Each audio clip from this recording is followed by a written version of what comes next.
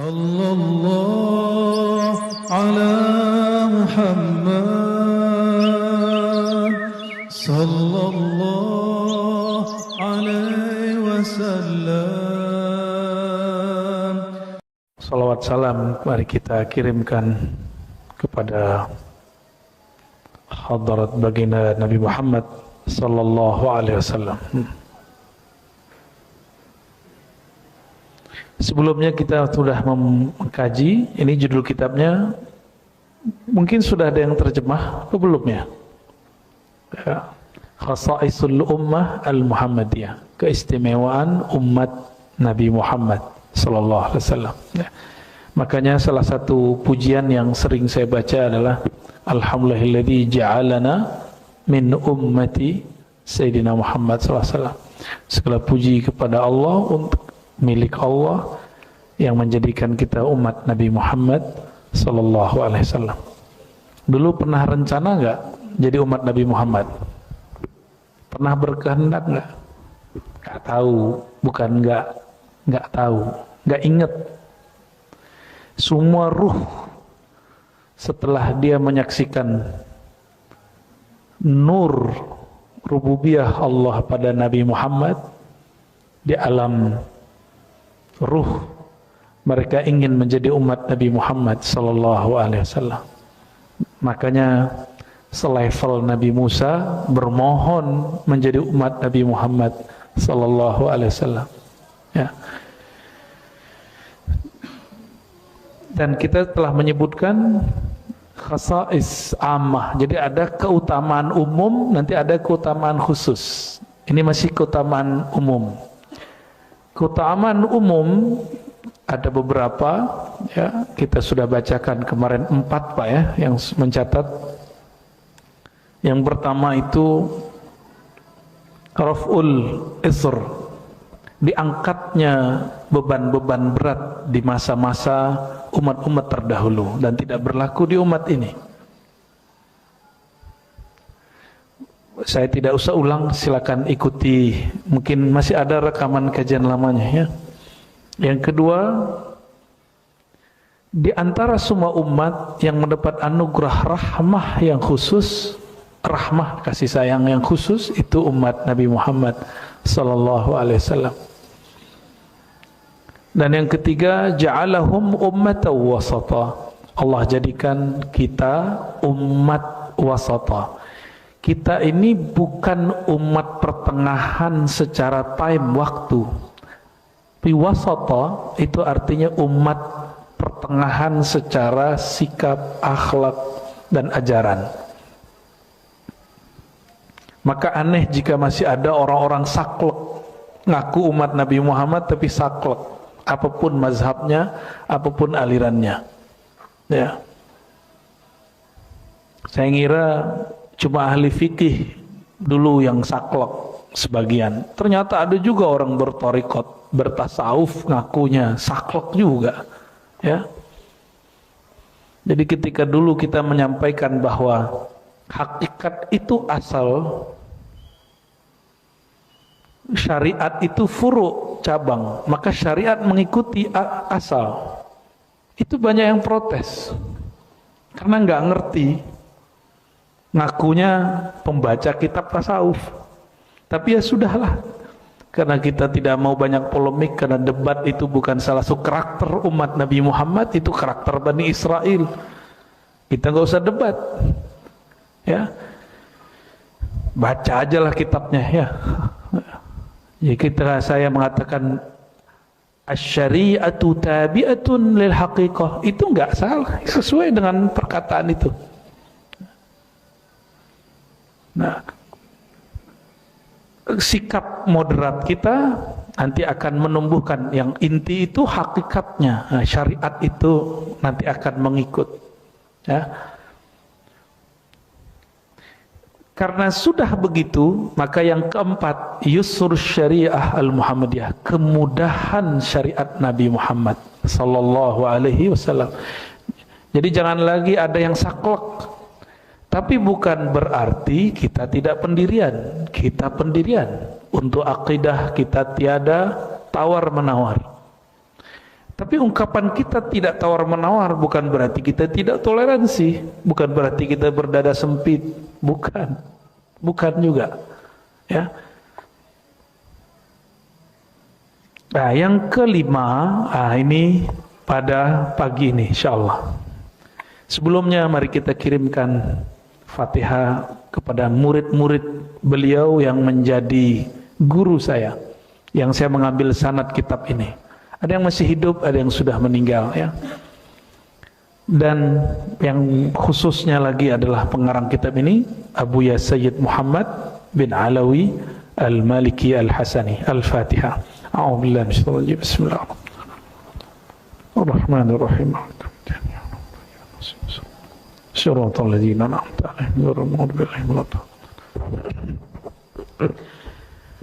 Keistimewaan umum yang kelima umat Nabi Muhammad, yaitu umat kita, apa itu?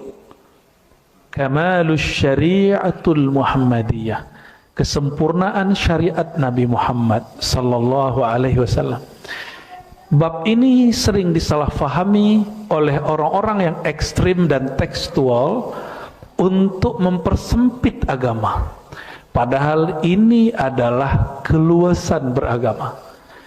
Coba kalau dibacakan sempurna, ayat apa yang paling sering teringat? Surat Al-Maidah ayat berapa? Al-Yauma Akmaltu itu ayat berapa? Ayat 3. Itu ayat panjang, turun 3 kali dan terpisah-pisah. Bagian pertama, pertengahan, terakhir, digabung jadi satu. Al-Yauma Akmaltu lakum dinakum, ya, wa atmamtu alaikum ni'mati wa raditu lakumul Islam madina. Coba perhatikan. Hari ini, kata Allah, ini turun tahun ke-10 Hijriah. Al-Yaum, hari ini berarti tahun ke-10 Hijriah. Akmaltu lakum, aku telah sempurnakan bagi kamu dinakum, dinmu, agamamu yang sempurna. Aku sempurnakan nikmatku, aku ridhoi Islam sebagai agama. Coba hati-hati. Din itu mencakup Islam, iman, ihsan. Ini telah disempurnakan. Apa kata kawan saya pakai hadis ini, pakai ayat ini? Agama sudah sempurna, gak usah tambah-tambahi. Gak nyambung. Ya, dulu gak ada burdah-burdahan. Ngapain sholat-sholawatan? Agama sudah sempurna. Agama sempurna, akal ente belum sempurna. Ya, kita gituin ya kalau ada orang ngomong begitu. Ya, nggak ada, ini bid'ah. Agama sudah sempurna. Ayat ini tidak berkaitan dengan bab bid'ah. Ayat ini berkaitan dengan misi Rasulullah telah selesai. Jadi kalau sahabat faham bab ini nangis. Abu Bakar nangis. Sahabat-sahabat yang mengerti nangis. Ibnu Abbas mengerti dan mereka menangis. Kenapa? Misi Rasulullah selesai, berarti beliau akan berpulang ke hadirat Allah Subhanahu wa taala. Kita, orang tua kita, anak kita, sahabat kita meninggal, guru kita meninggal, kita sedih, Pak. Bagaimana jika yang meninggal Rasulullah sallallahu alaihi wasallam? Sahabat sudah ngerti, dan yang paling mengerti Sayyidina Abu Bakar As-Siddiq radhiyallahu taala anhu. Begitu juga putrinya Sayyidah Fatimah. Karena Sayyidah Fatimah Nabi lah yang ngasih tahu. Nabi yang kasih tahu. Saya akan berpulang, habis itu kamu. Ya, kalau antum dikabarin gitu gimana? Nyesel nanya ya. Ya. Jadi yang sempurna agamanya, pemahamannya belum tentu sempurna. Ya. Coba antum lahir udah ngerti agama belum? Belum. Coba tahun-tahun kemarin ngerti agama nggak? Beda mungkin. Sebelum pandemi mas, setelah pandemi beda. Berarti yang belum sempurna apa? Pemahaman kita, agama ini sudah sempurna. Tapi kita lahir kita nggak kenal agama. Maka kita nggak boleh menghukumi orang yang sekarang terlahir dan di keluarganya beragama Kristiani, Hindu, Buddha. Status kita sama awal lahir. Bedanya dia lahir di lingkungan seperti itu, kita lahir di lingkungan Muslim. Tapi jangan sampai kita berakhlak sama seperti mereka dulu berakhlak. Maka saya memandang semua orang itu birrahmah, insyaallah. Inilah makna Bismillahirrahmani, memandang semua makhluk dengan Rahman, Ar-Rahim, dan semua orang mukmin dengan Rahim. Itu dua hal yang berbeda. Kita wajib mencintai semua makhluk, ya. Hatta orang yang mengkafir-kafirkan kita, yang mensyirik-syirikan kita, kita harus memandang dia dengan rahmah. Kita pengertian, oh mungkin nggak nyampe maksud kita apa, yang dia pahami apa. Beliau kan korban juga nih, ya.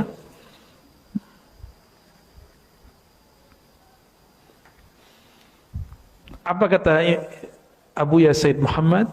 Hadza i'lanun sharih min al-haq tabaraka wa ta'ala bi ikmalil aqidah wa ikmalis syariah. Ini pernyataan tegas dari Allah Subhanahu wa taala bahwa akidah dalam agama ini, syariat dalam agama ini telah sempurna. Ya. Baik dulu, sekarang atau nanti, agamanya sempurna. Tapi lagi-lagi pemahamannya belum sempurna, ya.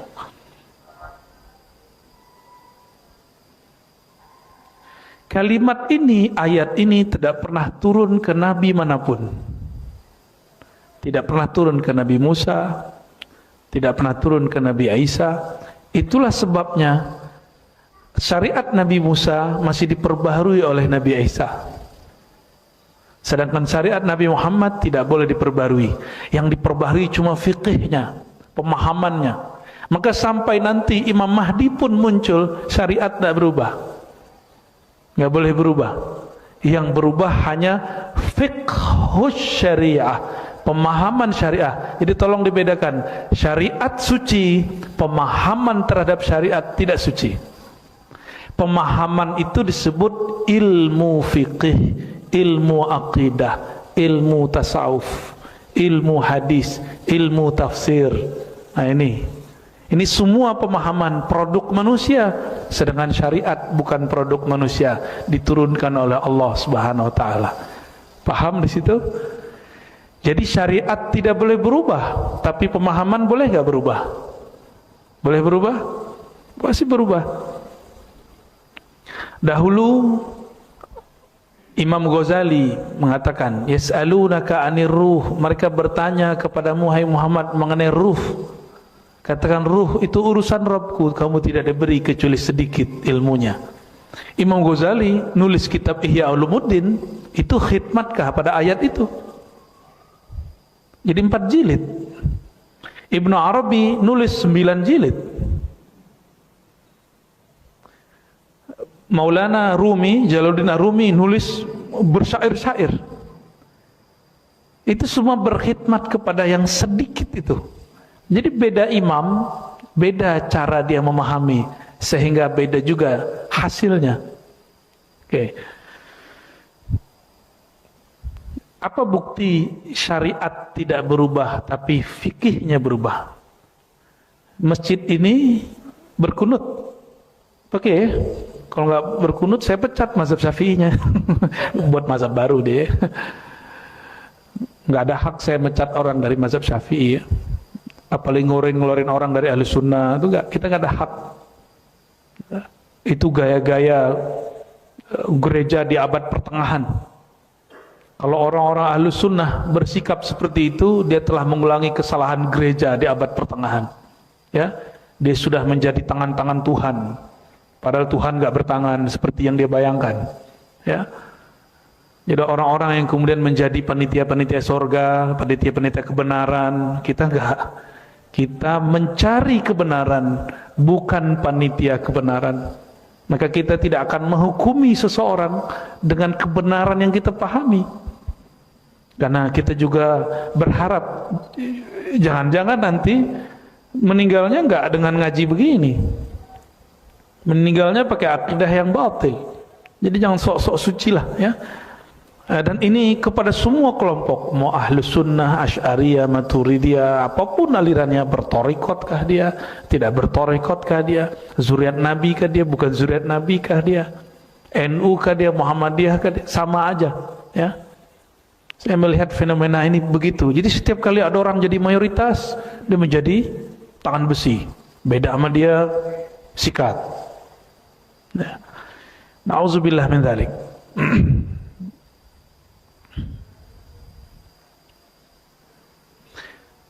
Imam Syafi'i sama-sama baca hadis sholat subuh. Gurunya juga baca hadis sholat subuh, Imam Malik. Murid dia, Imam Ahmad bin Hanbal, baca hadis. Hadisnya sama, Imam Malik baca, Imam Syafi'i baca, Imam Ahmad baca. Ini 3 generasi, Malik guru, Imam Syafi'i murid dari Malik, Ahmad bin Hanbal Hanbali murid dari Syafi'i. Tapi hasilnya lain. Imam Malik tidak baca basmalah baik dijaharkan ataupun disirkan. Tapi mazhab ini sudah direvisi oleh murid Imam Malik. Sekarang mereka masih baca tapi sir. Kalau dulu enggak. Jadi Imam Malik membid'ahkan baca basmalah dalam sholat. Hadisnya sama loh. Imam Syafi'i mengatakan enggak, justru bismillah wajib dikeraskan karena bismillah bagian dari Al-Fatihah. Imam Ahmad balik lagi, dibaca tapi disirkan. Syariatnya apa? Fatihah bagian dari rukun sholat, itu syariat. Cara bacanya disebut fikih. Paham? Muncullah cara baca Imam Malik, cara baca Imam Syafi'i, cara baca Imam Ahmad. Syariatnya sholat wajib, Al-Fatihah wajib. Coba perhatikan lagi. Imam Malik mengatakan cukup baca Fatihah sekali dalam semua rakaat untuk makmum, sah sholatnya. Imam Syafi'i tidak. Setiap rakaat baca Fatihah. Imam Ahmad kalau kita bermakmum gak wajib baca. Imam yang baca. Tuh, dalilnya sama. La salata liman la yaqra bi Fatihatil Kitab. Tidak sah salat orang yang tidak baca Al-Fatihah. Hadisnya sama, tapi fikihnya berlain. Mulai paham?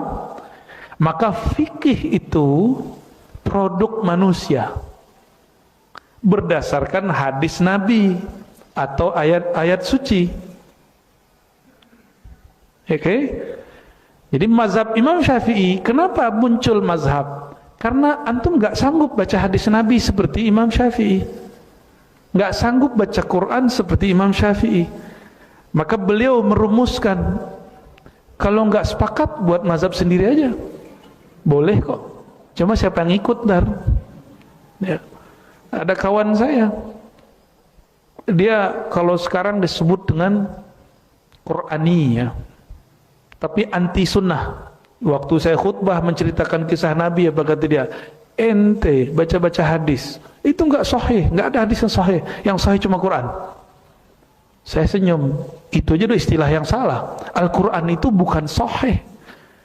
Al-Quran di atasnya sahih, namanya mutawatir. Ya, di atas sahih. Mutawatir itu ditransmisikan, diriwayatkan oleh banyak orang. Kalau sahih belum tentu. Itu jadi bingung dia. Ya. Ya udah nggak usah ikut imam. Ya udah nggak apa-apa, nggak usah ikut imam. Terus ente ikut siapa? Langsung ke Quran. Saya tanya, Quran kamu yang mana? Ditunjukinlah Qurannya dia. Ya. Quran dia dibaca.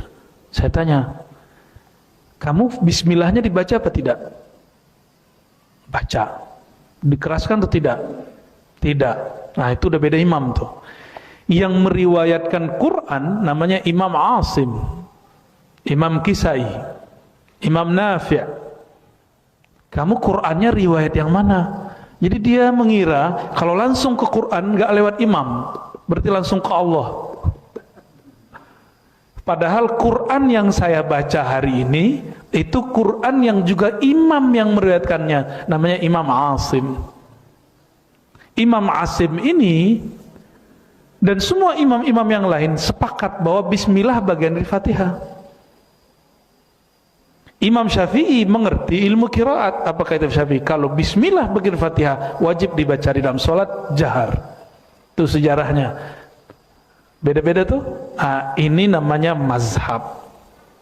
Saya ulangi, syariat dari Allah suci, fikih, mazhab itu kesimpulan pemahaman para imam dalam membaca Al-Quran dan Sunnah. Maka fikih bukan tandingan Quran.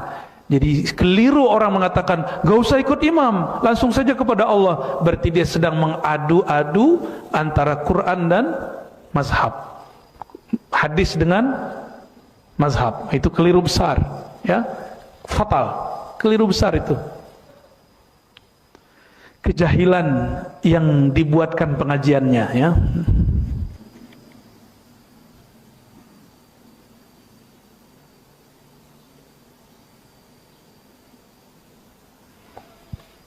Lalu ayat ini bermakna bahwa syariat Nabi Muhammad sallallahu alaihi wasallam berlaku untuk semua suku bangsa. Jadi agama yang agamanya turun kepada semua suku bangsa cuma ajaran Nabi Muhammad sallallahu alaihi wasallam. Nabi Adam gimana? Nabi Adam istrinya cuma Sayyidatuna Hawa yang kita tahu. Enggak tahu ada istri yang lain apa enggak. Apakah ada istrinya di kalangan jin? Saya nggak tahu ya. Belum ketemu riwayatnya. Kayaknya ketemu riwayatnya nggak? Nabi Adam punya istri jin gitu. Aneh belum ketemu juga soalnya. Soalnya ada yang ngaji begitu sekarang ya. Kalau dia punya data silakan, nggak ada masalah. Tapi kalau nggak punya data jangan mengada-ada terhadap baginda Nabi Adam alaihissalam.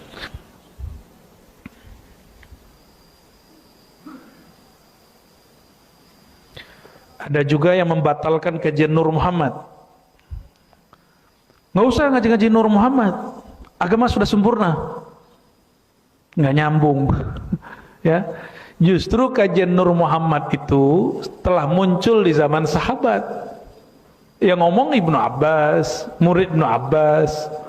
Ya, banyak orang-orang nggak nyambung hari ini tapi ceramah. Ya. Saya berdoa kepada Allah semoga lisan ini dijaga oleh Allah SWT dan kita dijaga akidahnya. Amin ya rabbal alamin. Ya.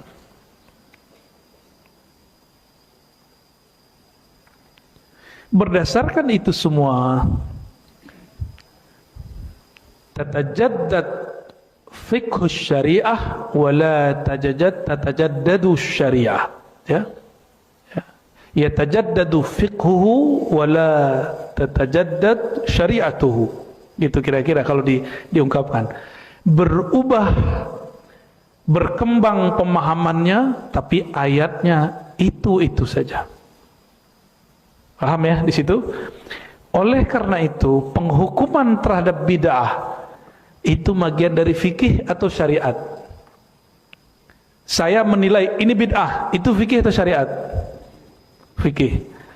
Dulu orang mengatakan ini bid'ah, sekarang bisa jadi nggak bid'ah. Ya, zaman dulu sholat pakai baju batik kayaknya ribet deh ya. Khotib pakai batik banyak yang ngulang sholat pakai, bener ya? Zaman-zaman saya masih kecil tuh. Sekarang malah hari Jumat pakai batik, khotibnya pakai batik.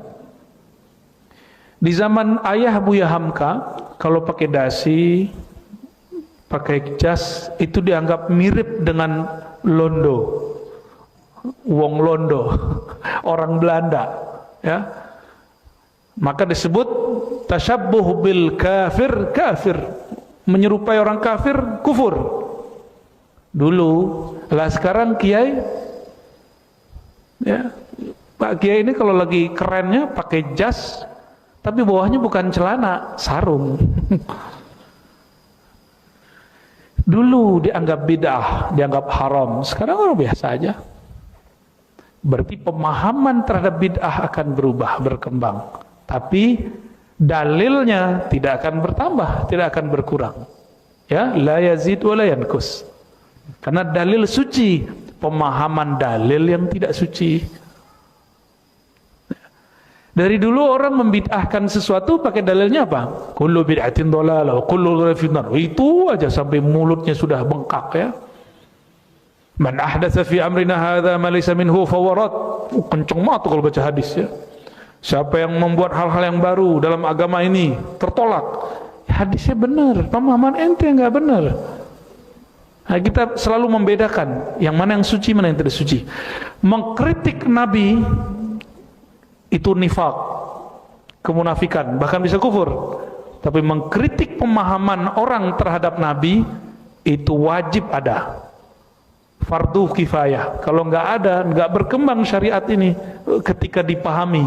Orang akan saklek, dikira syariat itu saklek, padahal yang saklek pemikirannya. Baik. Yang keenam, kelebihan umat ini yang keenam, kita kebut aja ya.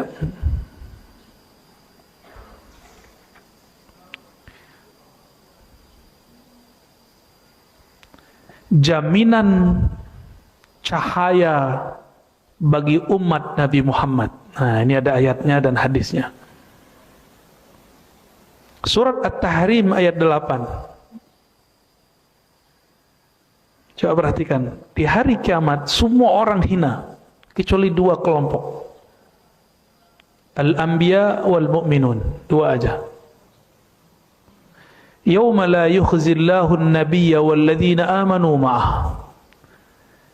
Pada hari, yaitu hari kiamat, Allah tidak menghinakan, tidak menelantarkan Nabi dan orang beriman. Ada syaratnya, ma'ahu, bersamanya Nabi.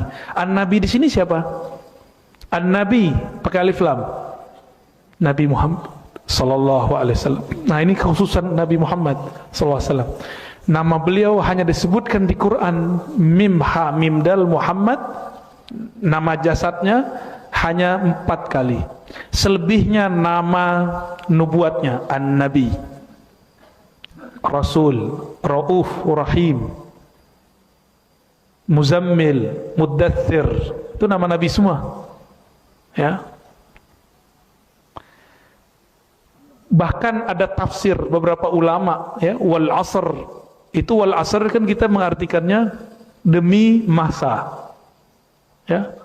Demi waktu. Tapi al asr itu siapakah yang ada di waktu itu? Nabi Muhammad sallallahu alaihi wasallam. Berarti demi Muhammad yang ada di waktu asar. Asar itu masa alam semesta di akhir-akhir ini. Kita udah di asar semua, Pak. Ini sudah puncak peradaban. Karena sudah puncak, dia tinggal turun. Ya, masih ada satu puncak lagi, Imam Mahdi belum. Ya, kita nggak tahu kapan rahasia Allah ini Allah buka nanti. Ya.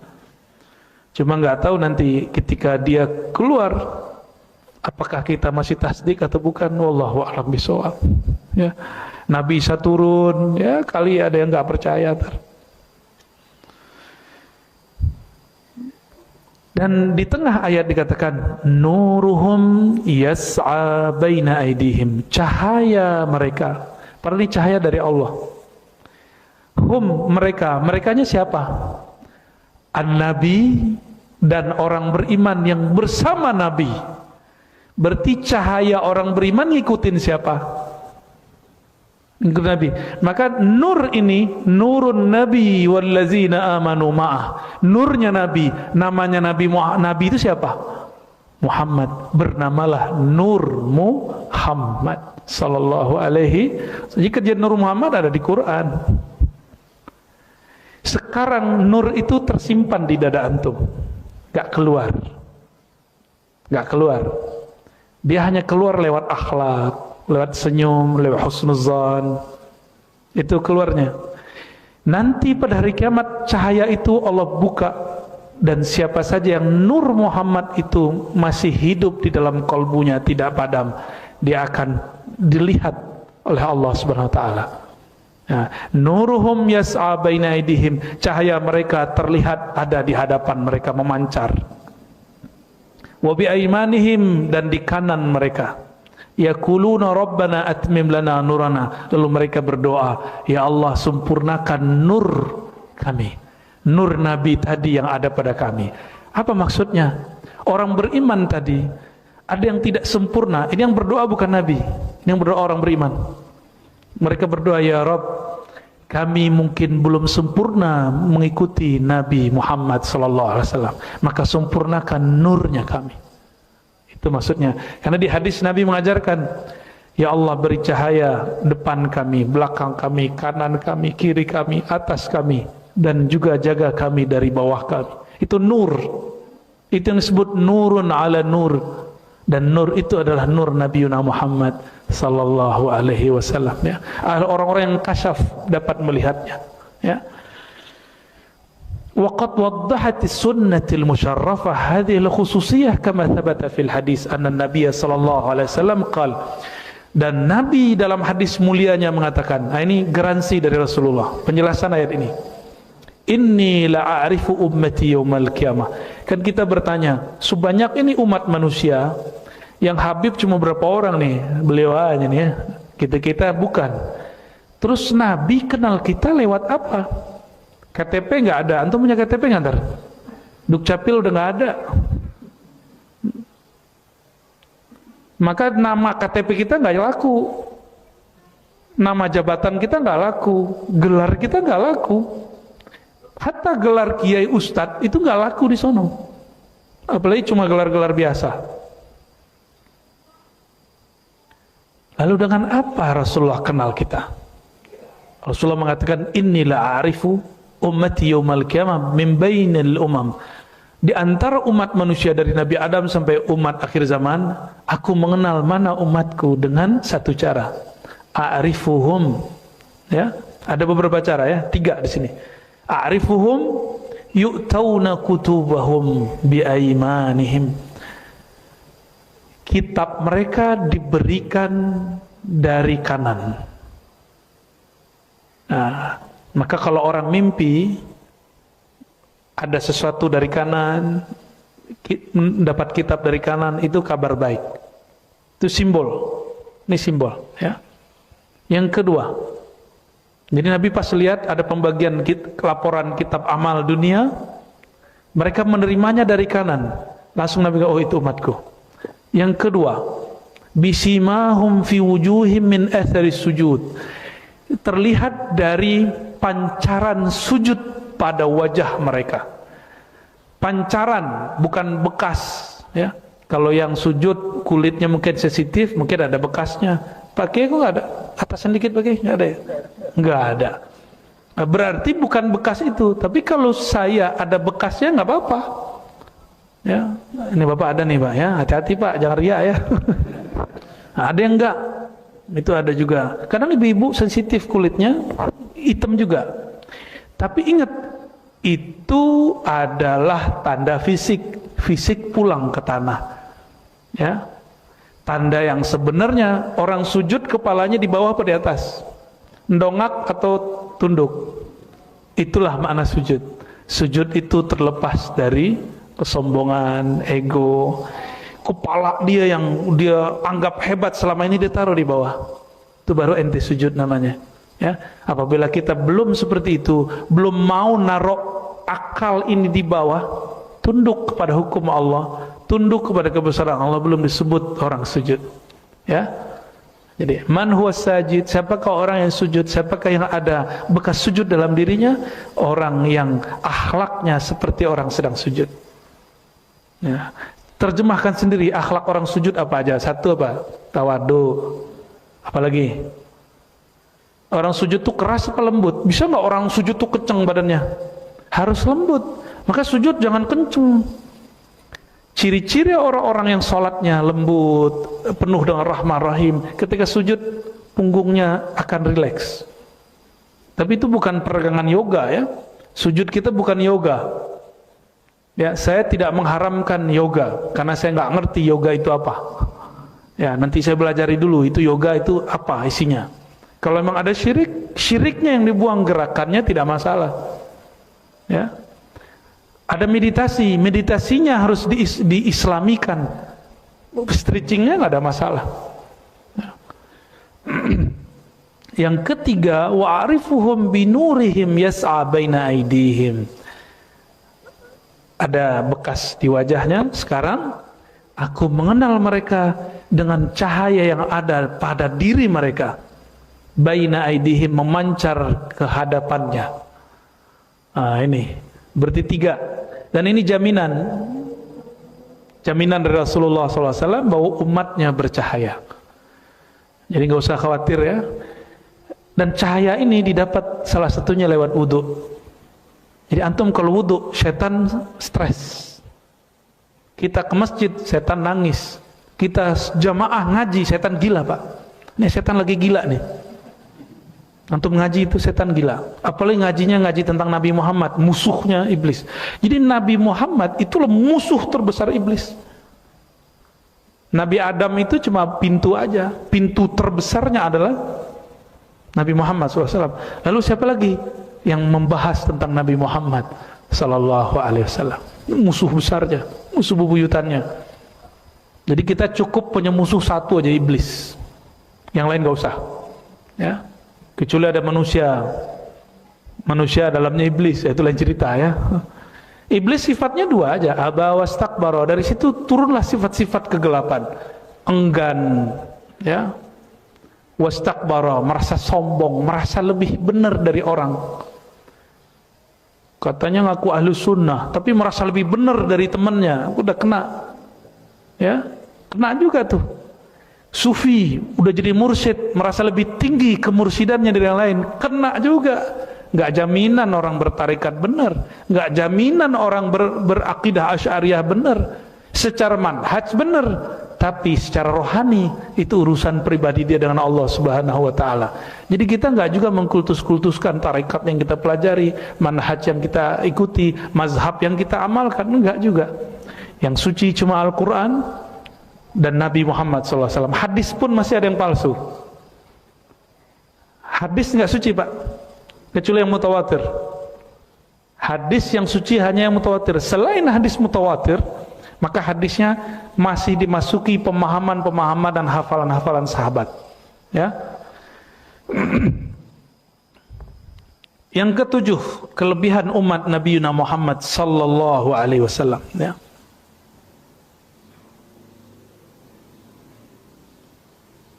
Disebut khair ummah, sebaik-baik umat.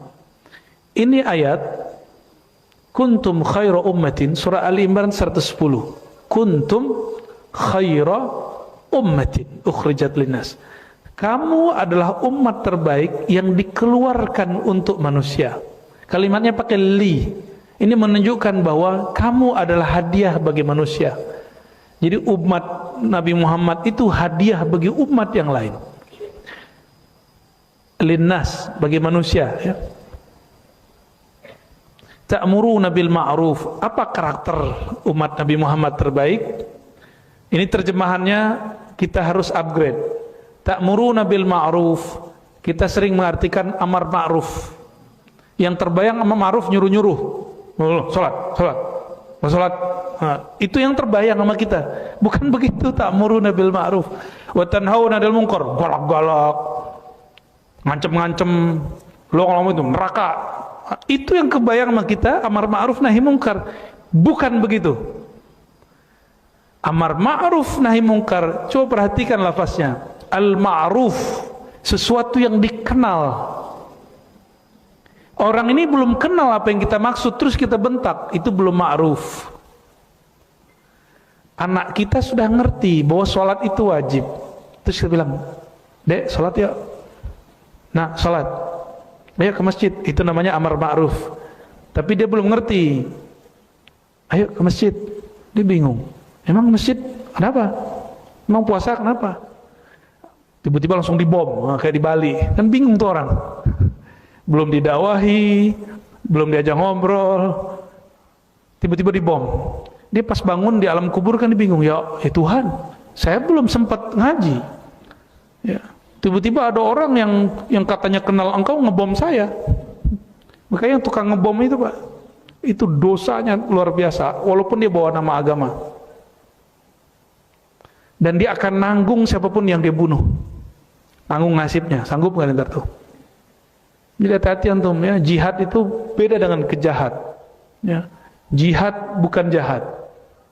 Ya, ini yang kita PR kita ke depan ya, sangat banyak PR kita ke depan. Jadi ta'muruna bil ma'ruf, mengajak orang kepada kebaikan yang saya dan dia sama-sama sudah paham. Itu namanya ma'ruf. Ma'ruf kata objek, ma'ruf maf'ul. Masdarnya urf. Urfan. Urf dalam bahasa usul fikih diartikan tradisi yang sudah diketahui. Maka ta'muruna bil ma'ruf, mengajak orang dengan tradisi kebaikan yang dia sudah kenal. Bukan tradisi semua ya, tapi tradisi yang baik. Wa tanhauna 'anil munkar, dan kalian melarang mereka dari yang mungkar. Tanhauna juga berarti menghentikan, bisa juga preventif. Preventif itu sebelum terjadi kita halangi dulu, itu tanhauna. Apa arti munkar? Secara harfiah munkar apa? Dalam bahasa Arab ada namanya nakirah, umum, belum dikenal secara detail, itu munkar. Maka kalau disebut tanhauna 'anil munkar, melarang dari hal-hal yang dia diinkari karena belum dikenal kebaikannya, itu disebut munkar secara harfiah ya. Dan di dalam bahasa agama yang dilarang Allah, amma nahahullahu tabaraka ta'ala. Dan coba perhatikan, lebih dahulu ma'ruf atau munkar? Lebih dulu ma'ruf atau munkar? Ya. Maka metode ulama-ulama masuk ke negeri ini, ulama wali 9, dan itu sejarah semuanya sepakat. Ulama-ulama kita dulu mengislamkan negeri ini tidak perlu perang.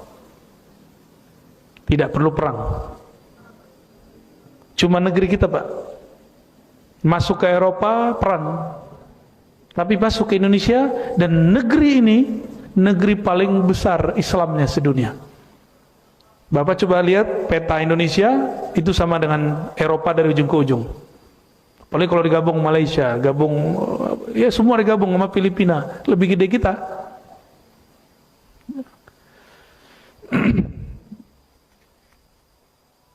Antum tuwaffuna sab'ina ummatan antum khairuha wa akramuha 'ala Allah azza wajalla. Ada 70.000 umat. Ada 70 umat ya. 70 umat. Dari umat 70 itu, kamulah yang terbaik dan paling mulia. Khairun wa akram. Kita yang paling mulia. Jadi di sini bukan ras.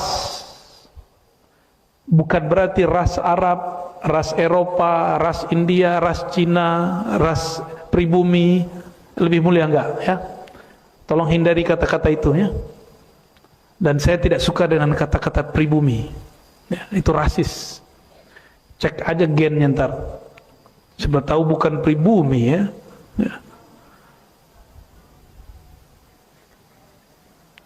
Lalu karena sebaik-baik umat, Nabi menambahkan, u'titu ma lam yu'ta ahadun minal anbiya. Ada kekhususan pada diri Nabi. Ini hadisnya, hadis riwayat Imam Ahmad. 1. Nusirtu birru'bi. Jika aku perang, di saat perang, Nabi dibantu oleh Allah dengan petir. Petir itu bantuan dari Allah. Ilmu ini ada nggak pada orang-orang yang jihad hari ini?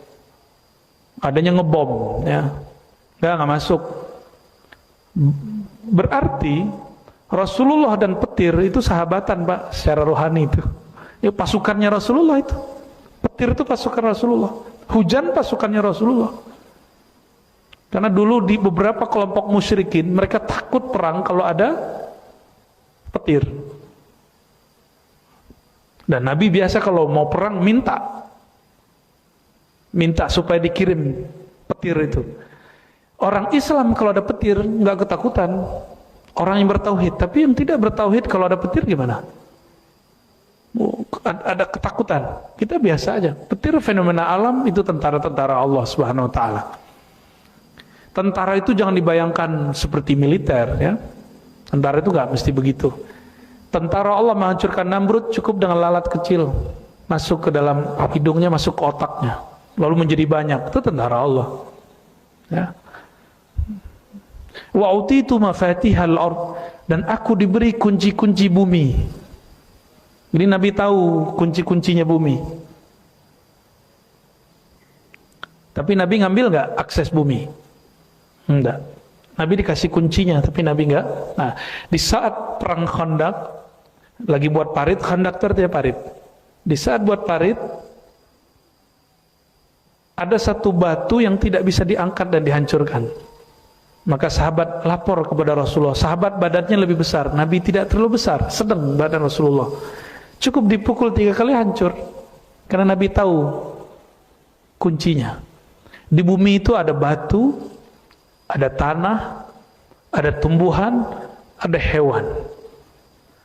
Disebut kunci bumi, Nabi bisa berdialog dengan semua yang ada di alam semesta.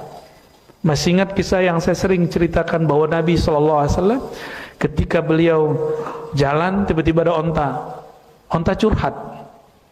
Tuh, ontanya curhat sama Nabi. Masa antum gak curhat sama Nabi?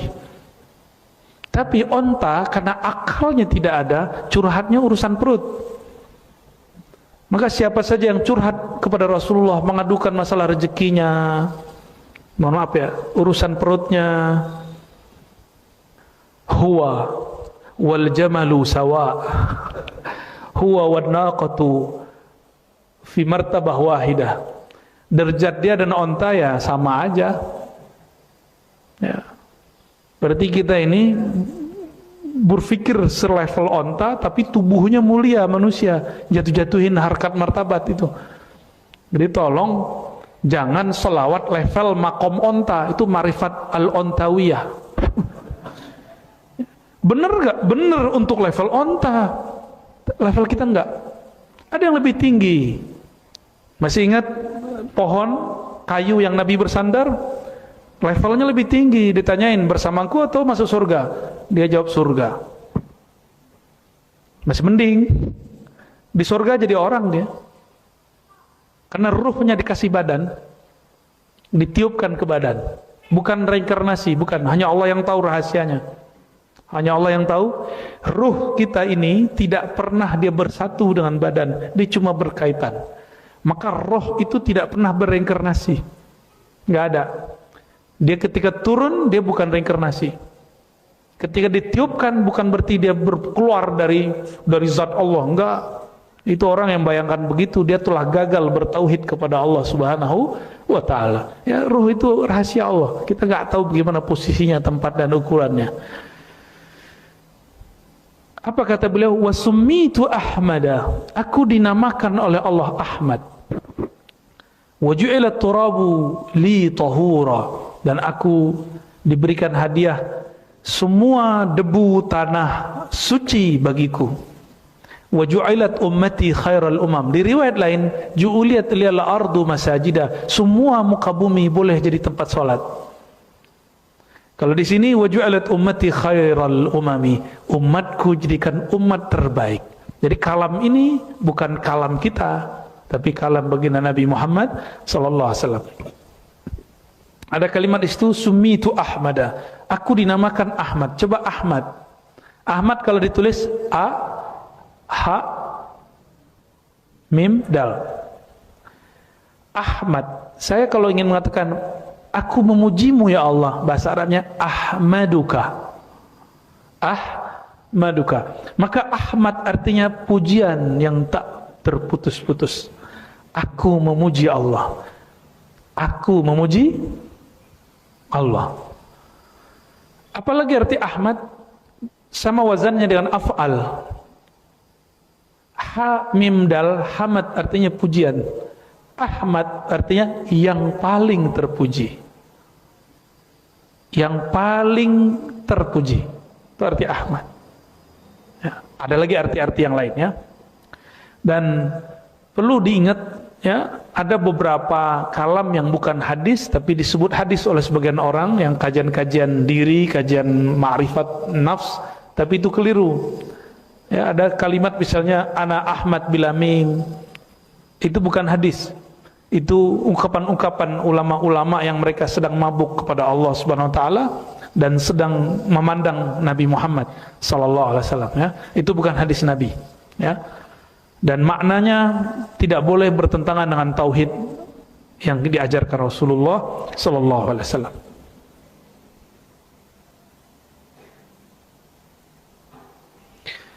Ma'ruf dan mungkar, nah ini karakter umat Nabi Muhammad. Ada kema'rufan yang zahir, ada kema'rufan yang batin. Ada kemungkaran yang zahir, ada kemungkaran yang batin. Kema'rufan kebaikan yang zahir dan kemungkaran yang zahir dapat diketahui dengan ilmu fikih. Belajar fikih. Mana yang batal, mana yang haram, mana yang najis, mana yang halal, mana yang haram, mana yang dilarang Allah. Itu kemungkaran yang zahir. Mana ketaatan yang zahir, ini ketahui. Tetapi kema'rufan yang batin, kemungkaran yang batin hanya diketahui dengan dua ilmu, ilmu akidah dan ilmu tasawuf. Maka saya berharap para ustadz, para dai jangan gengsi lagi, malu lagi menyebut kata tasawuf. Ya, nggak ada lagi, ini zamannya udah nggak begitu. Tar orang-orang keberatan. Kita sebut aja dengan tazkiyatun nafs. Dulu orang belum kenal tasawuf. Sekarang orang sudah tahu apa itu tasawuf. Kita nggak usah lagi malu menyebut tasawuf. Perjuangan Imam Ghazali nulis kitab 4 jilid, imam-imam itu kurang apa? Sehingga kita masih malu dengan mazhab Ibnu Taimiyah yang baru muncul belakangan. Masa cuma mazhab satu Ibnu Taimiyah bisa mengalahkan tarekat yang 40, 70, mazhab yang 4. Antum nggak pede berilmu karena nggak bersanad kepada Allah, tidak bersanad kepada Rasulullah, tidak bersilsilah kepada para imam. Nah, kenapa saya percaya diri Pak ngajarin mazhab, akidah, bertasawuf? Karena kita punya guru. Itu yang buat kita percaya diri. Ya. Barangkali gitu. Jadi antum kalau punya guru percaya dirinya tinggi. Karena ada orang di luar sana tidak bersanad malah menghantam sanad, tidak bermazhab malah anti mazhab, tidak bertasawuf malah anti tasawuf, tidak Ahlus Sunnah Asy'ariyah malah mengatakan akidah Asy'ariyah sesat. Itu pede loh. Dan dengan bangganya mereka mengatakan orang tua Nabi masuk neraka, ya kan? Pede mereka. Kapan kita akan menjadi percaya diri? Ya, percaya diri ya. Ya.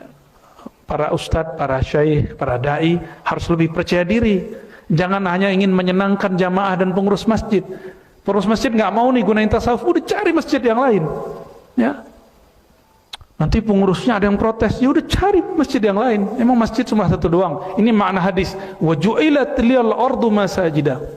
Allah jadikan bumi bagiku masjid-masjid. Nggak boleh di masjid, cari masjid lain. Nggak boleh tempat ini, cari tempat lain.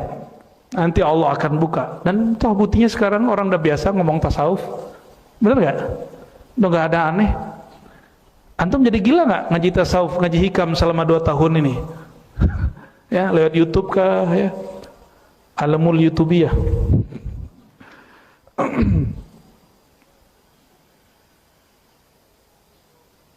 Oleh karena itu, Sayyidina Umar mengatakan, kalau betul kita ingin menjadi umat terbaik, jangan hanya ngurus yang zahirnya, tapi juga batinnya ya. Kata Sayyidina Umar, man sarrahu ayakuna min hadhil ummah falyuaddi syartallah fiha. Siapa yang ingin menjadi umat terpilih itu, maka penuhilah syaratnya. Apa syaratnya? Zahir dulu atau batin dulu? Zahir ini terjemahan batin atau batin itu ngikut yang zahir? Yang mana yang ikut? Badan ikut ruh atau ruh ikut badan? Berarti yang dibenerin kolbunya, karena disitulah ruh itu ruh kita terhalang karena kolbu kita ketutup.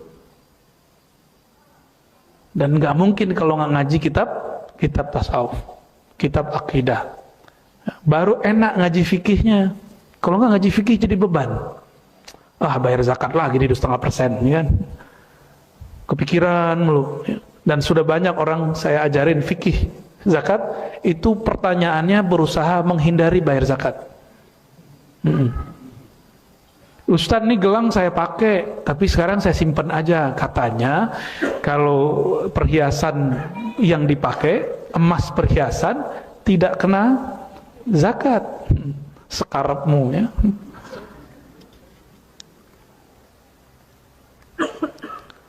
Dan di hadis Imam Bukhari disebutkan, la tazalu ta'ifatun min ummati zahirina 'alal haqq la yadurruhum man khalafahum.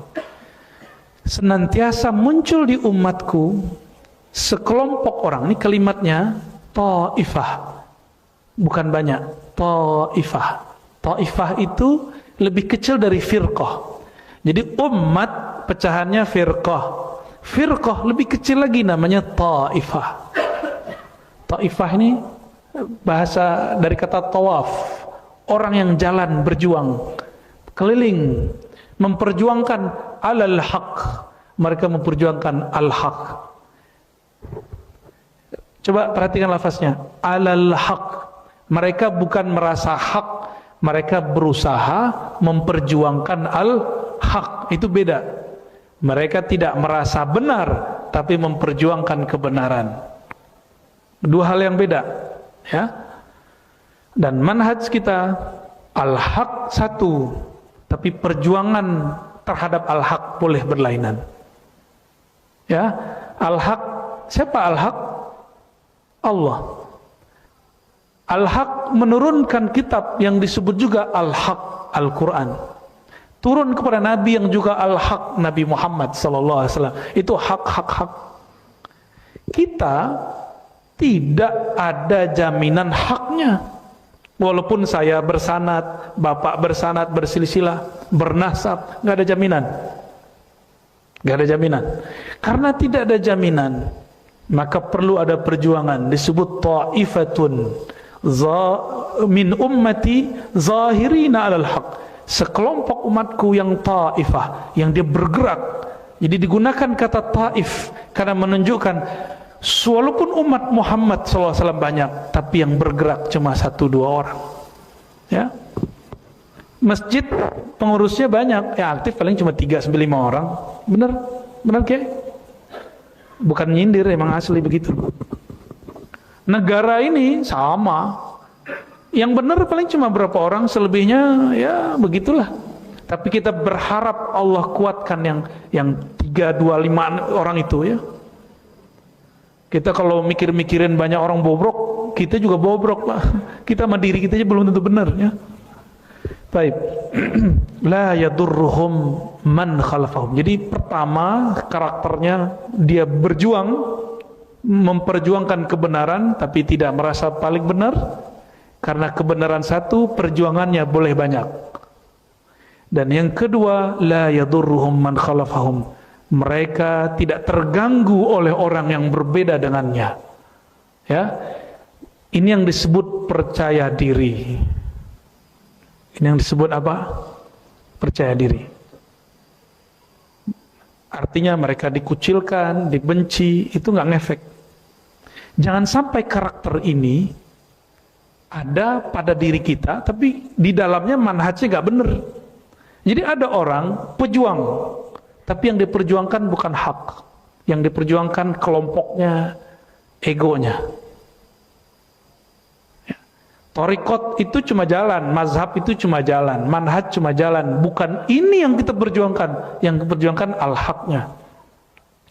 Jadi saya tidak berjuang untuk Imam Asy'ari, untuk Imam Bukhari, untuk Imam Syafi'i, enggak. Saya berjuang untuk al-haq. Paham maksudnya? Maka kita tidak mengkultuskan Imam Asy'ari, tidak mengkultuskan Syekh Abdul Qadir Jilani, walaupun kita ngambil thariqahnya. Jadi jika ada orang mengkritik thariqat kita, mazhab kita, nggak ada apa-apa, nggak marah kita nggak marah. Tapi jika dia kritik al-haq, baru kita marah. Maka marahnya bukan marah kelompok, tapi marahnya marah keruhanian. Kalau ruh marah, kemarahannya permanen, dan itu ada rahmah di dalamnya. Ya. hatta ya'ti Allah, hatta ya'ti amrullah, sampai datanglah amrullah. Amrullah secara harfiah urusan Allah. Tapi kalau kembali ke surat yang ada di Quran, yas'alunaka kulir ruh min amri rabbi. Katakanlah ruh adalah amru rabbi. Rabbi Allah, ar-ruh amrullah. Hatta ya'tiya ruhullah. Siapakah ruhullah? Sayyidina Isa.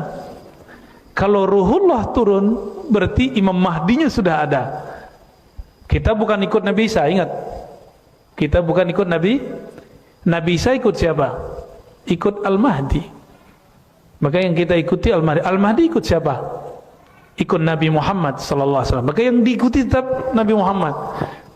Ini pemaknaan lain. Biasanya orang mengartikan hatta ya'tiya amrullah, sampai datang kemenangan. Kemenangan itu abstrak. Apa tanda kebenaran? Jika yang Allah janjikan dua, Sayyidina Isa, Al-Mahdi, keluar baru itu yang disebut amrullah.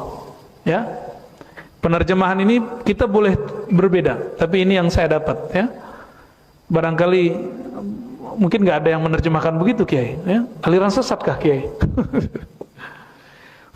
Fahuwa bayanu ibqa'i hadhihi syari'ah. Ini salah cetak ya.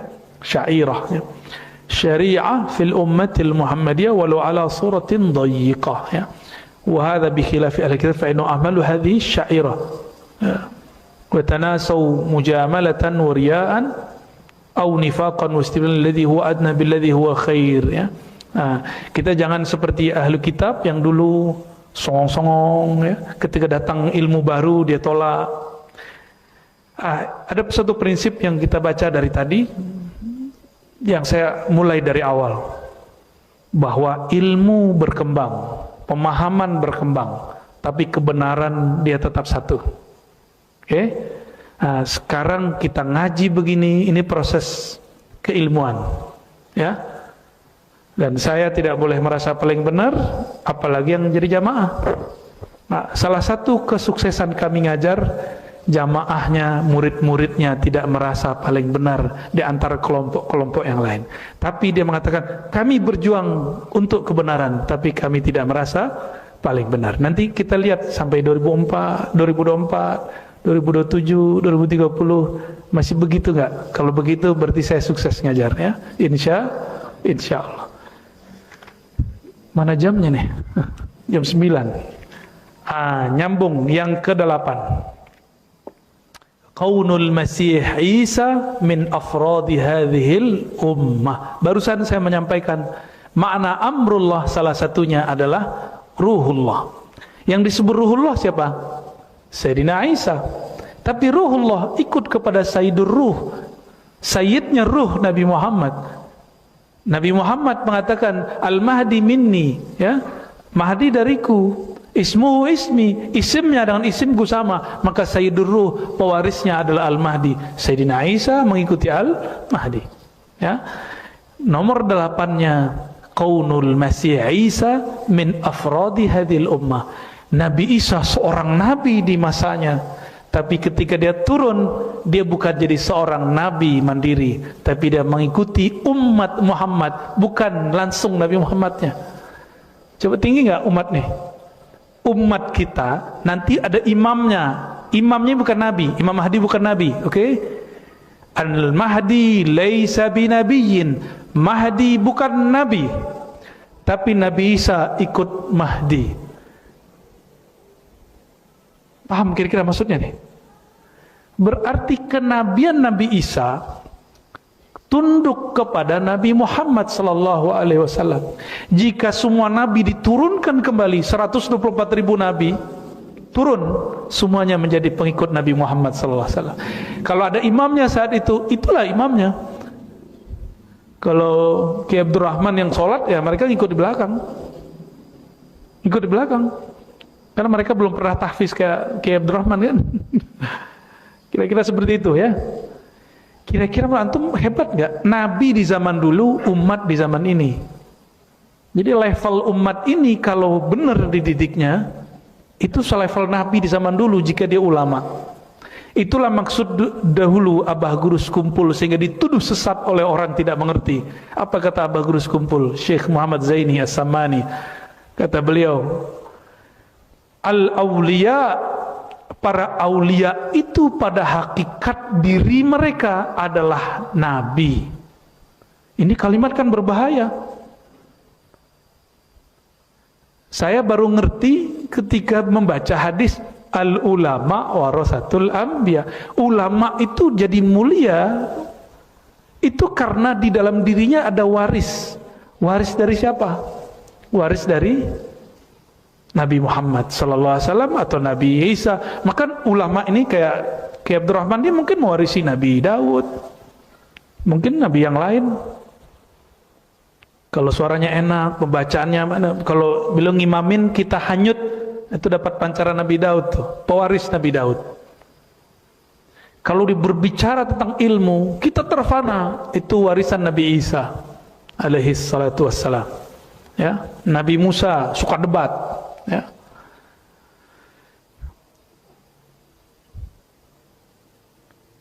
Maka yang disebut oleh Abah Guru Sekumpul itu nabi, wali. Meninggal nabi, sirnya nabi ini diwarisi kepada para wali. Jadi hakikatnya wali, sirnya para nabi. Sir itu rahasia, secretnya para nabi sallallahu alaihi wasallam, ya. Ini yang paling inti di kajian pagi ini, bahwa kita mesti bersyukur. Kalau antum pernah kerja di satu perusahaan, ada anak perusahaan. Anak perusahaan satu, mungkin ada direkturnya. Ketika dia datang ke induk, dia masih direktur gak? Dia di bawah manajer yang ada di, manajer itu imamnya lah kira-kira, GM-nya, presiden direkturnya, itulah kira-kira Nabi Muhammad sallallahu alaihi wasallam. Tapi uniknya umat ini diberikan di akhir, sedangkan secara zahir para nabi dahulu, Nabi Adam sampai Nabi Isa, ya, lebih awal. Jadi kalau dalam hadis Imam An-Nu'aim dikatakan, ana awwalu nabiyyin, aku nabi pertama, tapi akhiruhum bi'atsa, tapi yang terakhir diutus. Nabi pertama, terakhir diutus bi'ats atau risalah. Jadi kenabiannya awal, kerasulannya terakhir. Paham di situ? Kenapa terakhir kerasulannya? Supaya syariat yang awal-awal diringankan dan disempurnakan. Jadi sempurna itu bukan saklek, sempurna itu justru kemudahan yang tiada bertepi. Itulah syariat Nabi Muhammad sallallahu alaihi wasallam, ya. Semoga Allah memberkahi pewakaf masjid ini, pengurus masjid ini, orang-orang yang mengajar masjid ini, orang yang datang ke masjid ini, siapapun yang ikuti pengajian ini, baik datang langsung ataupun tidak datang, ya, jauh ataupun dekat.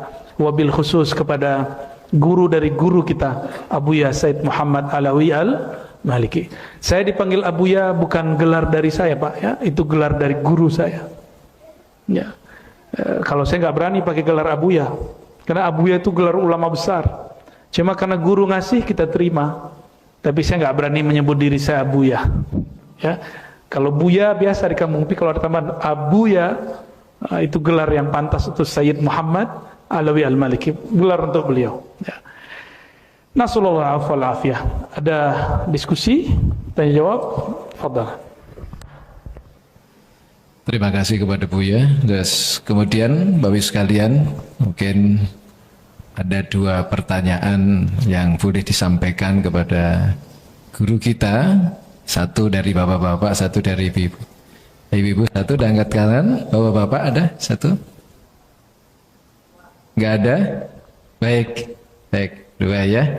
Untuk ke bapak-bapak dulu. Tolong panitia dibantu untuk menyampaikan mic-nya.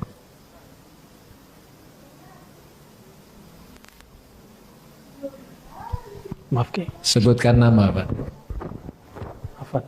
Bismillahirrahmanirrahim. Assalamualaikum warahmatullahi wabarakatuh. Assalamualaikum warahmatullahi wabarakatuh. Dengan Umar Al-Hafiz, Buya, mohon izin bertanya dan mohon maaf sebelumnya. Di dalam surah Al-Kahfi ayat yang terakhir, Allah menjelaskan wa may yarju liqa'a rabbih falyamal amalan shalihan wa la yusyrik bi ibadati rabbih ahada. Yang jadi pertanyaannya, mohon izin Buya penjelasannya mengenai liqa'a rabbih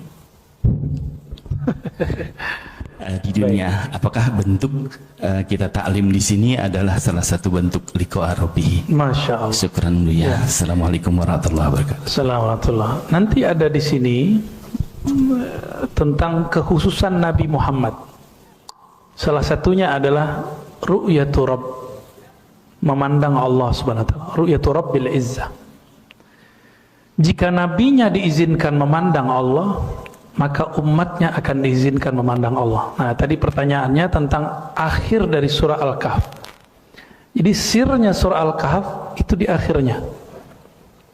Maka ketika disebutkan siapa yang baca 10 ayat dari Al-Kahf, surah Al-Kahf, menurut saya itu 10 ayat terakhir. Wallahu a'lam bishawab. Kenapa? Kan di situ disebutkan membaca ini akan membuat seseorang selamat dari Dajjal. Betul ya? Dajjal itu misinya satu, mengalihkan manusia dari tauhid kepada syirik tanpa disadari. Dari tauhid ke syirik. Ujung ayat ini, siapakah yang menginginkan liqa'a rabbih, bertemu dengan Allah, maka hendaklah dia menyembah Allah dan tidak syirik sama sekali, beramal soleh dan tidak syirik sama sekali. Nah, ini ayatnya. Inilah yang kita sebut sirru suratil kahf, rahasia yang Allah titipkan di dalam surah Al-Kahf. Dan inilah yang membuat Al-Mahdiyin selamat, tentara Imam Mahdi nanti selamat. Itu ayatnya. Bagaimana dengan riwayat yang menyebutkan 10 ayat pertama? Kalau guru kita Al-Habib Omar, ya, walaupun saya hanya beberapa kali liqa dengan beliau, tapi kita sering ngaji dan mahabbah kirim Fatihah ke beliau. Semoga beliau mengakui kita sebagai muridnya ya. InsyaAllah nanti kita juga datang ke tempat beliau. Al-Habib Omar mengartikan digabung 3 ayat atau 10 ayat awal dan akhir masuk semua. Jadi belum memilih untuk menggabung. Ya. Dan inilah rahasia daripada Al-Kahf, ayat tauhid.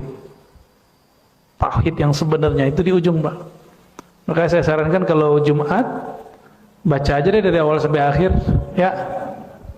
Kalau nggak sempat lagi safar, baru baca depan 10, belakangnya 10. Jadi untuk kita amalkan tetap digabung, depan, belakang.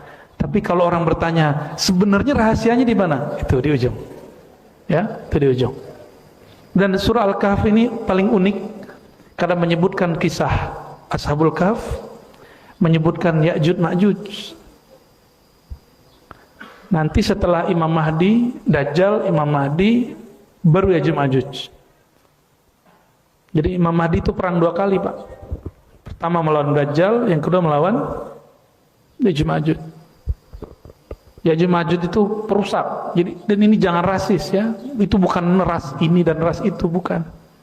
Ya'juj Ma'juj itu makhluk, dibilang manusia kayak monster, dibilang monster, mukanya ada manusianya. Dan ada yang kecil, ada yang besar. Apapun yang dia hinggapi, yang dia temui, dimakan sama dia. Ketemu tembok dimakan. Ketemu mobil dimakan. Ketemu orang, kepala orang itu dimakan. Ya'juj Ma'juj. Ya. Dan hancurnya hanya dengan doa Nabi Isa. Berjuang. Ini mereka berdua kan berjuang nih. Al-Mahdi, Isa. Nah, apa yang membuat mereka doa tauhid? Imam Mahdi, Nabi Isa berdoa, doa tauhid. Itu yang membuat kita selamat. Tapi itu sudah akhir.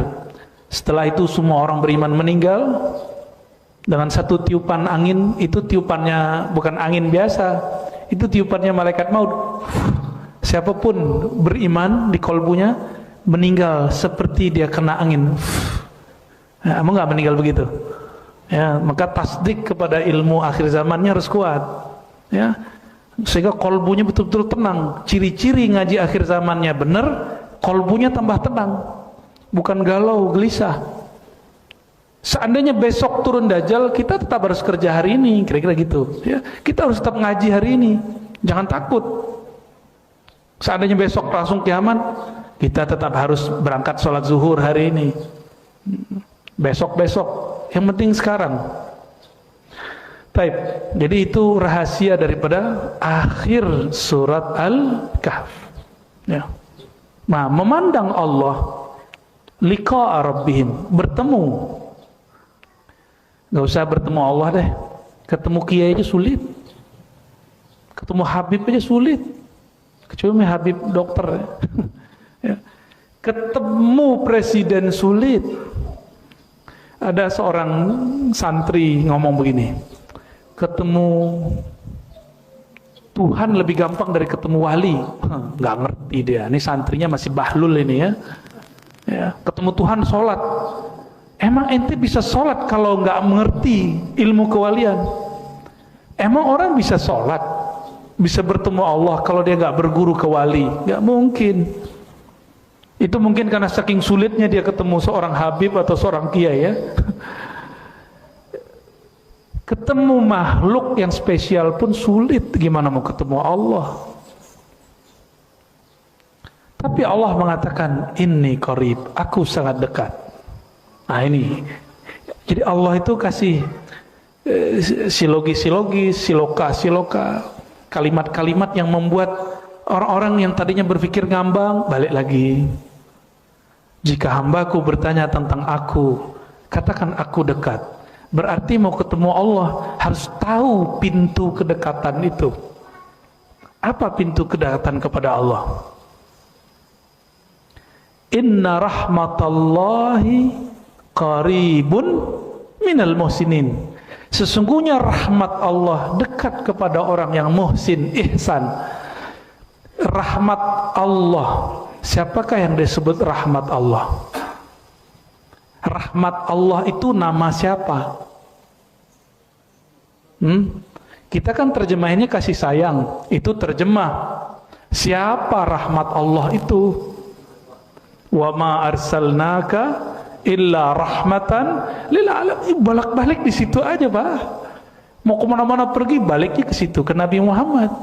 Sesungguhnya rahmat Allah yaitu Muhammad, dekat kepada orang yang muhsinin. Siapakah muhsinin? Muhsinin ini dua, orang beribadah seakan memandangnya.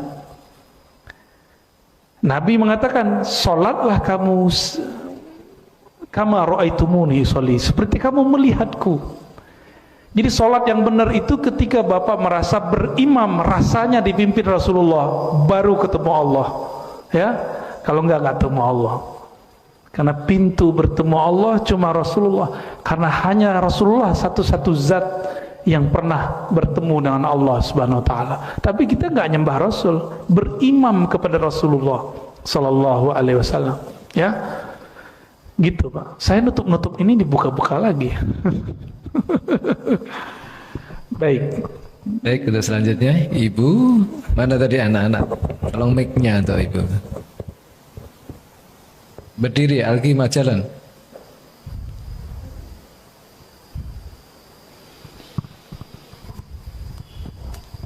Baik, terima kasih atas kesempatan yang diberikan.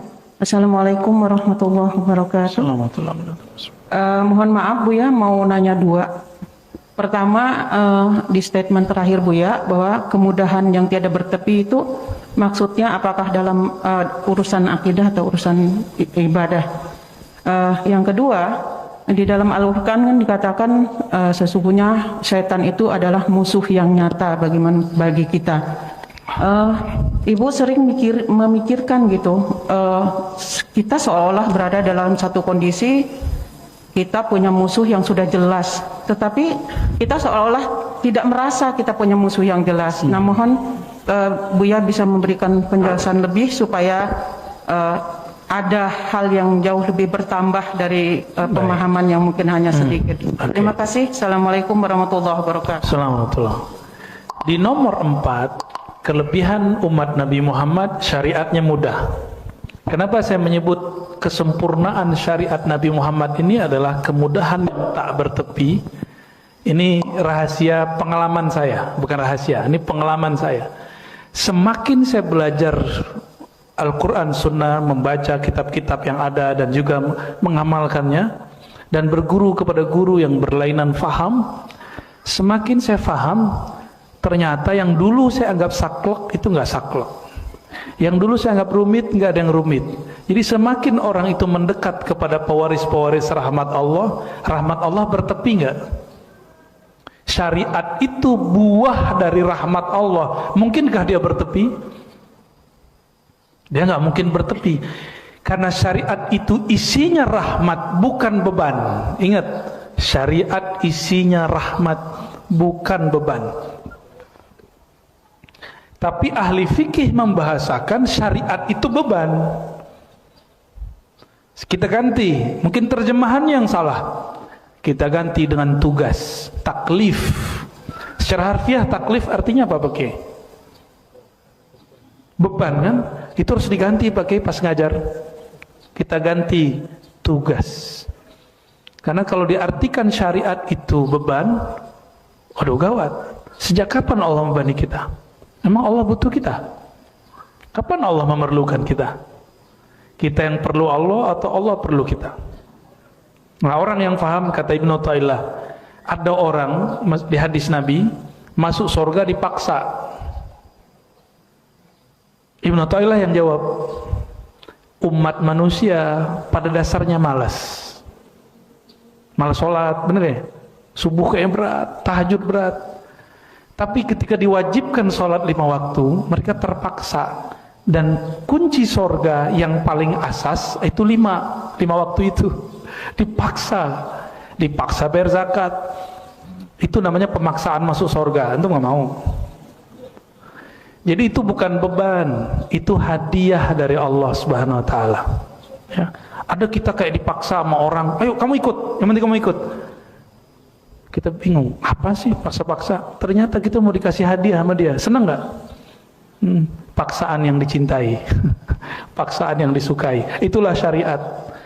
Jadi jangan berpikir agama adalah beban, bukan. Agama adalah hadiah rahmat Allah Subhanahu Wa Taala. Jadi kalau mau ketemu orang ahli agama, jangan bayangin beban. Wah, ini materi apa lagi nih? Berat lagi nih kepala gue nih. Enggak begitu. Semakin saya belajar, pikiran saya merasakan kok agama itu tambah mudah. Dan gak ada bagian di agama ini yang sulit.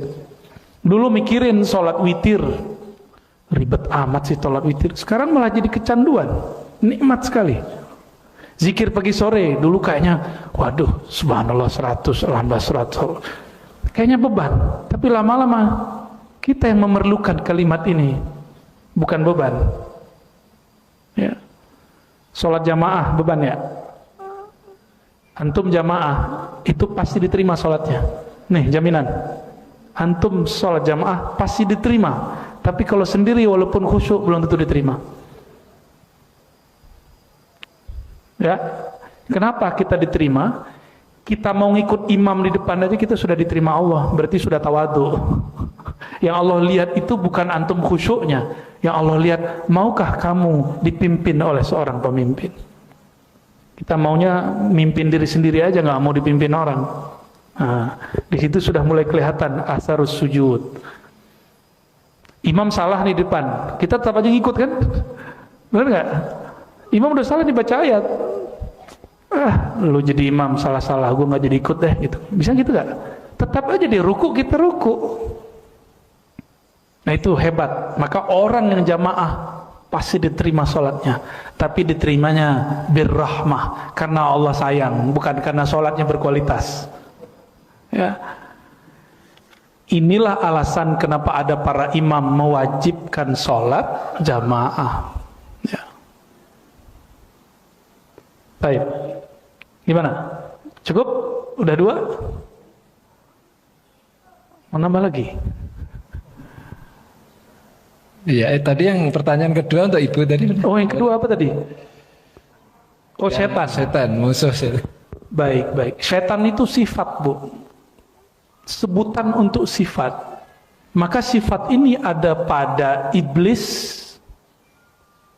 ada pada manusia, ada pada hewan. Maka Nabi menyebut ular yang berbisa itu syaitan, boleh dibunuh dalam sholat. Ini kita lagi sholat, atau apa namanya yang kakinya banyak itu, kelabang. Kita lagi sholat, ada kelabang lewat, kita boleh bunuh. Kata Nabi, uktuluhu fa innahu syaitan. Itu syaitan. Ular berbisa itu boleh dibunuh saat mengganggu kita sholat. Jadi syaitan itu sifat. Di Quran disebut syayatinul jinni wal ins. Ada syaitan jin, ada syaitan ins, manusia. Setan itu ngapain dia? Ngasih was-was. Kalau ada lewat kelabang, kita was-was nggak? Nah, maka dia setan. Tapi yang boleh dibunuh cuma 2 setan ini. Setan manusia nggak boleh langsung dibunuh, Pak. Ya, dulu saya masih ingat kita dapat hadis lagi mondok, dapat hadis bahwa di masa sahabat Nabi, ada seorang sahabat sholat diganggu oleh anak raja. Dia gampar itu anak, plok. Kami dapat hadis riwayat itu, langsung ngamalin. Besok anak pembina lewat, kita lagi sholat, kita gampar. Berperkara sama pembina. Tengkar, cekcok, kita bersikeras. Ini anakmu, anak pembina, setan, gitu. Kan bingung tuh. Membaca hadis tapi nggak berguru, akibat otodidak. Ya. Jadi syaitan yang manakah yang dimaksud? Nabi mengatakan inna syaitan yajri majrad dam. Syaitan itu mengalir di setiap pembuluh darah. Dan darah itu berkumpul di mana? Di jantung, di dada kita, di paru kita kalau nggak ada jantung juga nggak jadi. Maka di sini dia. Kita lagi jatuh cinta, ini yang berdebar. Kita lagi benci emosi, ini yang berdebar. Nah, Nabi mengatakan musuh terbesarmu ada di dalam dadamu. Baina inna a'daikum ma baina janbaikum, gitu gimana kalimatnya? Gitu ya lafaznya, hadis Tirmizi. Sesungguhnya musuh terbesarmu adalah antara 2, ini disebut jan, 2 sisi, janbaikum, 2 sisimu, ini dia di dalam. Nah, apakah kita harus membunuh diri? Enggak kan? Berarti kalimat setan, sikap terhadap sifat-sifat ini berlainan. Terhadap diri dengan mukhalafah, melawan. Kalau kita bangunnya sulit, lawan, ngantuknya dilawan. Suka makan, kurangi makannya. Matanya suka jelalatan, kurangi jelalatannya. Suka berprasangka, lawan prasangkanya. Itu cara ngelawan, cara membunuh setan dalam diri. Ini coba latihan hari ini, tidak berprasangka kepada orang. Siap? Ya. Ada pengemis, gak prasangka. Ada ustadz ngomong, gak prasangka. Hatta ustadznya bukan ustadz kita. Insya Allah ya. Coba gak prasangka. Hari ini aja antum merasakan nanti malam tidurnya enak. Dan bisa tahajud insya Allah. Kenapa kita sulit tahajud? Karena siangnya penuh prasangka. Saya kalau emosi kepada orang siang, malam sulit bangun, walaupun tetap bangun. Apalagi kalau sudah mulai mengatakan, dia itu sulit bangunnya, walaupun tetap bisa bangun. Ternyata Imam Junaid, Imam Abu Yazid punya murid sama. Mereka mengeluhkan, wahai Tuan Guru ya Sayyidi, wahai Tuan Guruku, kenapa solat malamku sulit? Jawaban beliau sederhana, karena siangnya engkau bermaksiat. Maksiat paling berbahaya bukan mata jelalatan, bukan ngomong, tapi maksiat paling bahaya adalah prasangka di dalam hati. Dan prasangka yang paling gawat berprasangka kepada Allah Subhanahu wa taala. Oke? Nah, jadi musuh di situ sifat. Jangan-jangan kita jadi setannya. Ya. Kita berlindung kepada Allah dari keburukan diri sendiri, keburukan yang ada di keluarga, teman, persahabatan, dan semuanya. Jangan sampai was-was itu masuk. Oke? Berbaik sangka kepada semua orang. Apalagi guru kita, teman kita, keluarga. Barangkali cukup, saya lupa udah 9:30.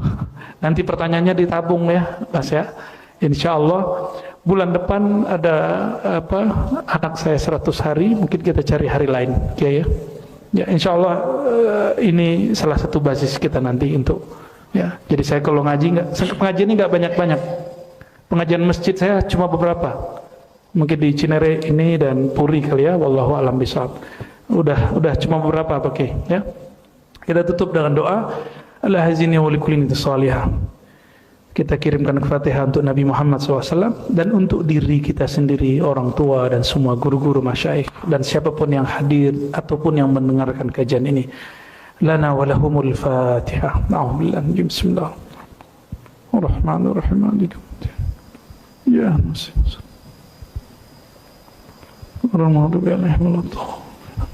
Allahumma rahmanir rahim ya karim ya azim ya fattah ya fattah ya azim ya azim ya ghafar ya ghafar salli ala sayyidina Muhammad. Ya Allah, sampaikan salam kami, cinta kami, rindu kami kepada ruhaniah Nabi Muhammad sallallahu alaihi wasallam. Ya Allah, sampaikan cinta dari tubuh kami kepada tubuh mulia Nabi Muhammad, dari akal kami kepada akal mulia Nabi Muhammad, dari kolbu kami yang kotor kepada kolbu Nabi Muhammad yang bening bercahaya. Allahumma ya Allah, ya Ghaffar ya Sattar, yang maha mengetahui semua aib kami. Rahmat Engkau lebih luas dari segala-galanya. Maka dengan kasih sayang-Mu, dengan berkah Nabi-Mu, Nabiur Rahmah, ampunilah, leburlah semua kesalahan kami, tutuplah semua aib kami. Hentikanlah ya Allah semua prasangka dalam diri kami, berikan kami yakin yang kuat. Allahumma ya Allah, auzi'lana ya Rabbana asyukur. Ya Allah, hadiahkan kami satu sifat yang mulia, sifat syukur, terutama syukur menjadi manusia, syukur menjadi umat Nabi Muhammad yang penuh mulia. Allahumma ya Rahman ya Rahim ya Karim ya Azim. Ya Allah, di kalbu kami penuh kebencian, penuh emosi, penuh prasangka. Maka dengan kasih sayang Nabi-Mu, penuhi jiwa kami, kalbu kami dengan kasih sayang. Ya Allah, dengan limpahan cahaya kasih sayang itu, tutuplah, bersihkanlah semua kegelapan dari dalam kalbu kami. Allahumma arhamna, Allahumma arzuqna, Allahumma iftah lana. Allahumma ya muqallibal qulub, tsabbit qulubana ala dinika wa ta'atik. Ya Allah, Engkaulah yang membolak-balik hati. Semudah kami membolak-balik apa yang ada di tangan kami. Maka ya Allah, tetapkan hati kami digerakkan, diubah dalam kebenaran dan kebaikan, dan hidupkan kami dalam kebenaran dan kebaikan. Dan jika Engkau matikan kami dalam menyebut nama-Mu dan nama-nama kekasih-Mu, Nabiuna Muhammad sallallahu alaihi wasallam. Allahumma ahyina biha, Allahumma amitna biha. Ya Allah, hidupkan kami dengan kalimah thayyibah la ilaha illallah Muhammadur Rasulullah, dan wafatkan kami dengan kalimah thayyibah la ilaha illallah Muhammadur Rasulullah. Muliakan guru-guru kami, orang tua kami, dan orang-orang yang berjasa kepada kami. Wa sallallahu ala nabiyina Muhammad. Rabbana atina fid dunya hasanah wa fil akhirati hasanah wa qina adzabannar. Walhamdulillahi rabbil alamin. Wa sallallahu ala sayyidina Muhammad. Assalamualaikum warahmatullahi wabarakatuh.